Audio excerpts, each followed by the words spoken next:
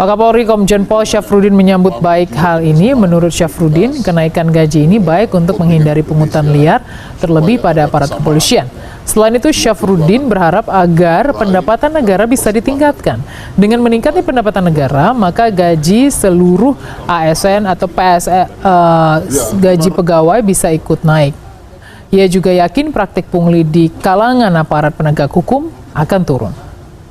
Kalau pungli, ya ini saya sel itu yang Jakarta Utara. Sekarang oh bagus. Nah, gimana Pak takut ini? Bagus supaya anak buah saya tidak pungli kalau gajinya naik. Ya, pendapatan negara meningkat supaya bisa nambah gaji pegawai, kan itu. Terus roda ekonomi berjalan, tidak ada pengangguran berkurang, terus ekonomi mikronya jalan di bawah, meminimize. Kalau pungli, ya ini saya sel itu yang Jakarta Utara. Sekarang iya, kalau dulunya hanya di disiplin, sekarang sel. Dan juga pangkalan dan yang lain, tetapi juga pekerja bukan penerima upah lainnya seperti segmen petani, pedagang, nelayan, buruh bangunan, pekerja rumah tangga, targetnya sebesar 9,9 juta dan perkiraan anggarannya 753 miliar. Nah, kemudian juga tadi dibahas langsung dengan Bapak Presiden paket penyerapan tenaga kerja dari program unggulan Bapak Presiden. Yang pertama tentu Koperasi Desa Merah Putih, itu ada 80.000 karyawan baru, diperkirakan bisa menyerap 681.000 dan targetnya sampai 1 juta orang di bulan Desember. Kemudian Kampung Nelayan Merah Putih, tahun ini targetnya 100 desa, diharapkan bisa menyerap 8.645 tenaga kerja, jangka panjang 4.000 titik, bisa menciptakan 200.000 lapangan kerja. Kemudian revitalisasi tambak di Pantura, aksesnya 20.000 hektar dan menyerap 168.000 tenaga kerja. Kemudian program modernisasi kapal, ini ada 1.000 kapal nelayan, ini diperkirakan bisa menciptakan 200.000 lapangan kerja baru, dan juga ada kapal 30 GT, 150 GT, dan unitnya untuk KN Koperasi Merah Putih 30 GT 1000 unit, 150 GT 200 unit, 200 GT 200 unit, 300 GT 170 unit, 600 GT 10 unit, 2000 GT 2 unit untuk pelaku usaha existing BUMN atau Jaladri. Kemudian program perkebunan rakyat itu penanaman kembali 870.000 hektar oleh KL, Kementerian Pertanian, diharapkan bisa membuka lapangan kerja lebih dari 1,6 juta dengan komoditas prioritas antara lain tebu, kakao, kelapa, kopi, mete, dan pala. Selanjutnya juga terkait paket penyerapan likuiditas, nanti Pak mungkin akan ditambah oleh Pak Menteri Keuangan. Lanjut, Menteri Keuangan juga mengusulkan ada tim akselerasi program prioritas yang nanti akan dipimpin oleh Menko Perekonomian dan Menko Pangan dengan Wakil Menteri Keuangan, Menteri Investasi, Kepala BKPM, dan Menteri PPN Bappenas, beranggotakan seluruh menteri yang terkait dengan program. Nah, tim ini diharapkan nanti akan dijelaskan tugas dan kerjanya oleh Pak Menteri Keuangan. Selanjutnya kami persilakan Pak Menteri. Makasih Pak Menko, saya hanya mungkin menambahkan sedikit saja untuk tim percepatan program pembangunan ekonomi tadi.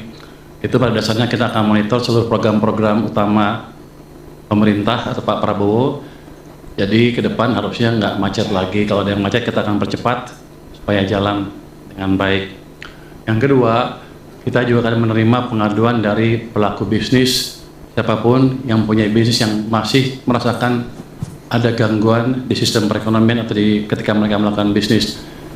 Kita akan terima laporan mereka, kita akan sidangkan di tim ini setiap 1 minggu sekali. Jadi ini seperti Pokja 4 di zaman sebelumnya. Jadi saya harapkan dengan adanya tim ini, seluruh hambatan di sektor swasta bisa kita hilangkan dengan signifikan sehingga mesin pertumbuhan swasta juga bisa tumbuh dengan baik seiring dengan mesin pertumbuhan punya pemerintah. Ini demikian dari saya, Pak. Menteri Keuangan, ada pertanyaan? Cukup jelas, silakan. Ya,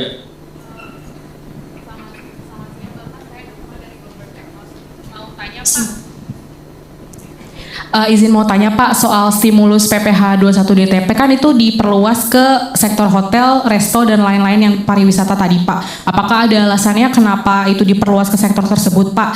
Lalu izin bertanya juga ke Pak Purbaya. Apakah ada estimasi total belanja perpajakan atau total insentif pajak yang ditanggung pemerintah berapa triliun Pak? Dan mau nanya juga Pak, ini kan dalam beberapa kali APBN kita tren penerimaan itu mengalami penurunan ya Pak.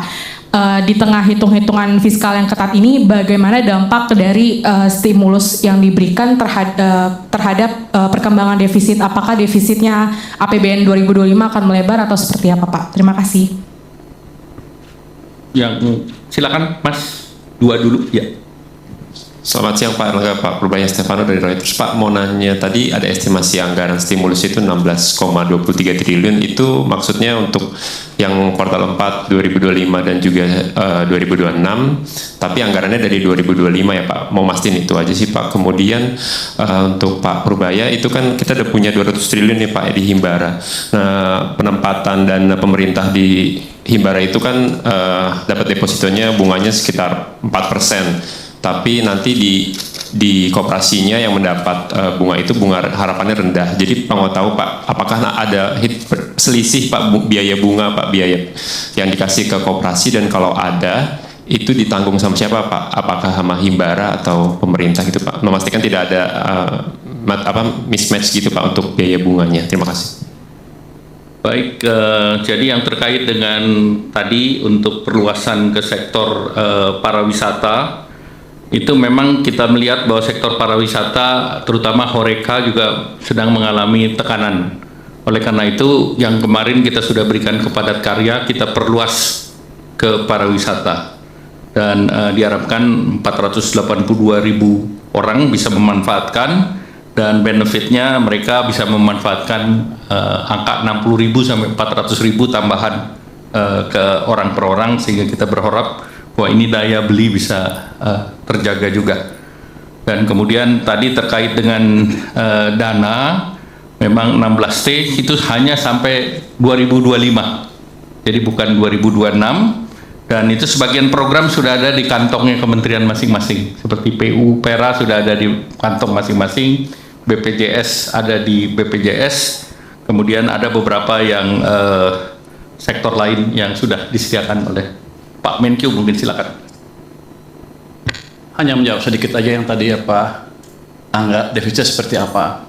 Yang paling besar tadi kan yang 2 kali 10 kilogram itu sekitar 7 triliun.